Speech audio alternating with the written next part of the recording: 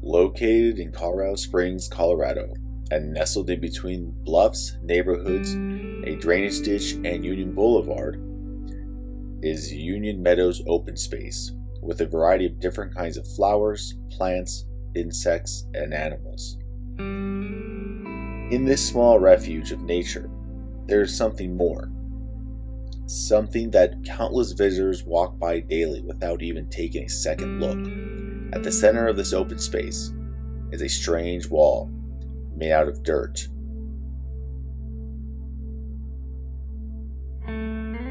This quest to find out what the wall is hits a roadblock while searching online. So the next option for answers takes us straight into the heart of the city. The library.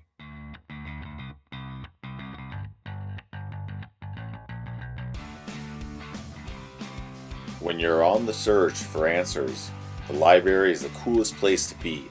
Here, the truth is at your fingertips. The only catch is, you have to do some digging.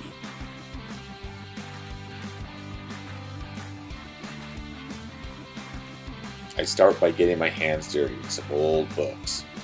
I am soon aided in my quest by Sandy, the librarian. Together we discover what the old Mound wall is. It becomes apparent through old aerial maps that what we see today are the remains of an old reservoir wall, and at one time held quite a bit of water.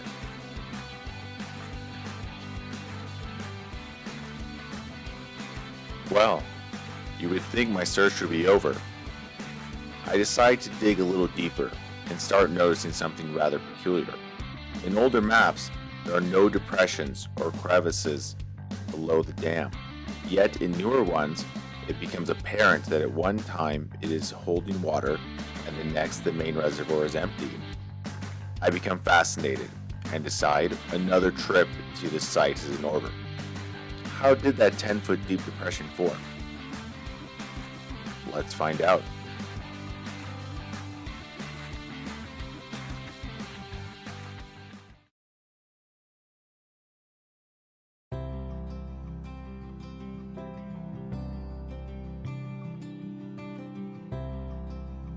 Back at the site, I start investigating the depression in more detail.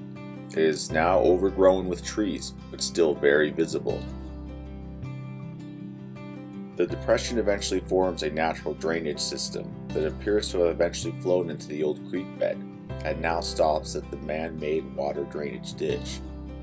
In older aerial maps, it is clear that at one time there is no depression on the landscape, and then later the land is filled with water and looks like a pond. I decided to take a closer look at the remnants of the dam wall itself. Interestingly enough, the dam starts losing its figure the further northwest I follow it, and instead of looking like a wall, it looks more like lumps of earth and grass. I eventually find a deep cut in the earth that appears to have been made by a lot of water rushing through and eating away. There are two places that eventually connect and create the large depression. The erosion on the ground, strangely enough, starts where the mound wall begins to lump up and lose its structure. This may be a clue as to how the depression formed. I suspect the answer may be that at one time the dam broke, pouring out tons of water and eroding the land into the depression we can visibly see today. This should not be a surprising conclusion, however, considering why the purpose of the dam was created in the first place. You see, the dam is strategically located on one of the main avenues of the Colorado Springs floodplain that during potential flooding puts the city at risk. Today, we have huge drainage ditch systems constructed along the bike trail that divert and mitigate the water. Yet, before that was built, the only recourse was to build systems that could catch, slow, or impede rushing floodwater. This is why the dam was created in the first place, and this may also be why it may have suffered a breach. Thank you for joining me on this adventure, exploring a small piece of history in the Colorado Springs backyard. There are still plenty of discoveries and rediscoveries to be made, many not far from home. Till next time, may the search continue for truth, knowledge, and freedom.